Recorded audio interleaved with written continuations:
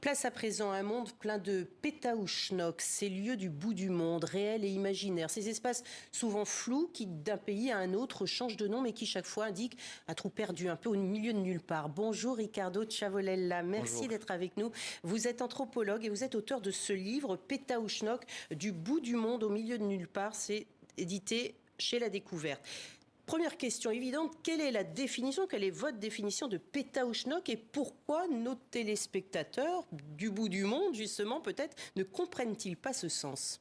Oui, l'idée de ce livre est née des expressions idiomatiques qu'on retrouve dans chaque langue pour définir le bout du monde ou les milieux de nulle part. Donc, les titres, c'est en faisant référence, bien évidemment, à l'idée des pétaouchnok et de la langue française, surtout en France, puisque dans la francophonie, il y a d'autres manières aussi d'appeler le bout du monde ou les milieux de nulle part, comme Utsiplou en Belgique, au Canada, on parle des îles Mouk. Donc, en Suisse, du Bumplitz. Bumplitz. Voilà, donc l'idée du livre est née en suivant cette curiosité, mais tout l'enjeu était ensuite de renverser un petit peu notre regard et de se demander, mais si en fait on va vraiment au bout du monde, du coup, comment on voit le monde de là-bas? Et on se rend compte qu'en fait, c'est nous peut-être qu'on est le pétaouchnok de quelqu'un d'autre. De quelqu'un d'autre. Et c'est un livre qui n'est pas un livre écrit par un linguiste, mais par l'anthropologue que vous êtes justement.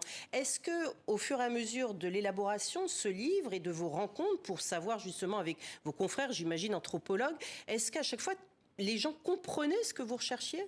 Alors, il y a beaucoup d'étonnement une fois que je pose la question, mais comment on dit pétaouchnok chez vous? Parce qu'il faut aussi du temps pour l'expliquer dans la langue française ou dans la langue italienne, qui est ma langue d'origine. Mais déjà, ça m'a aidé un petit peu pour cadrer les choses.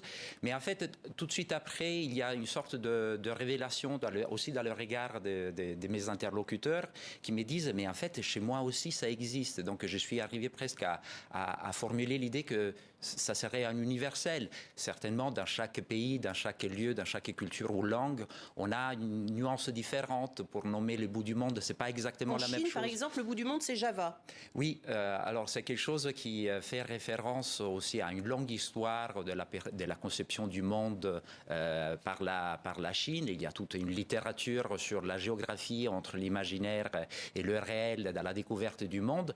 Mais en fait, Java est utilisé aussi dans l'expression chinoise, aussi pour nommer ces lieux où finissent toutes les choses qu'on perd. Ou quand on a la tête dans les nuages, par exemple, où on est dans la Lune, c'est là qu'on se retrouve en fait un petit peu perdu.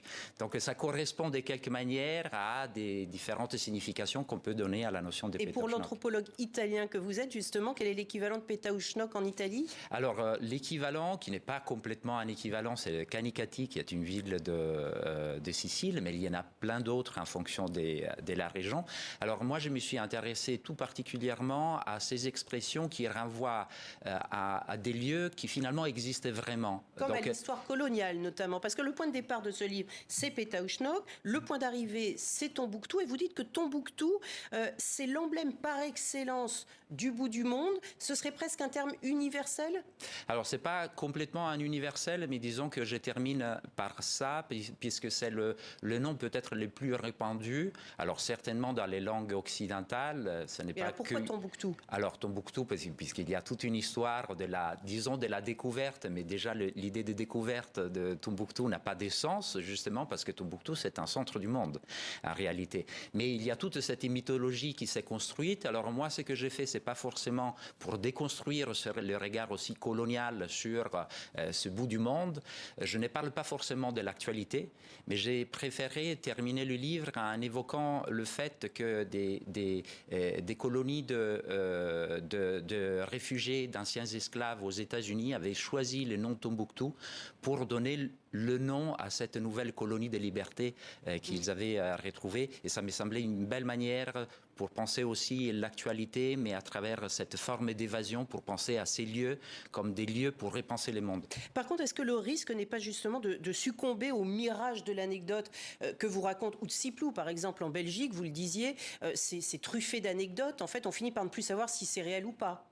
Oui, mais c'est là qu'il y a tout l'intérêt aussi de découvrir et de remonter ces liens qu'il y a entre les lieux dits dans la langue, dans l'expression idiomatique, et donc un lieu imaginaire, et remonter à la réalité, aller voir quelle est la vraie histoire. Il y a toujours une pointe de mépris dans ces expressions ou pas? Alors souvent, pas toujours, mais il y a souvent du mépris. Parfois, ces lieux peuvent être aussi perçus comme des lieux de liberté, justement. Et donc, en renversant un petit peu le regard. Mais mon intérêt, c'était justement de déconstruire et de décentrer notre regard et de déconstruire toutes nos expressions qui nous font penser que nous sommes au centre et que le bout du monde est ailleurs. Ben non, tout est relatif de ce point de vue-là. Merci beaucoup, en tout cas, Ricardo Chavolella, pour ce livre rempli de poésie et d'humour, en plus de l'histoire et de tout le travail de l'anthropologue que vous faites. C'est vraiment extrêmement intéressant, et c'est à lire donc aux éditions La Découverte. Merci d'avoir été avec nous. Merci.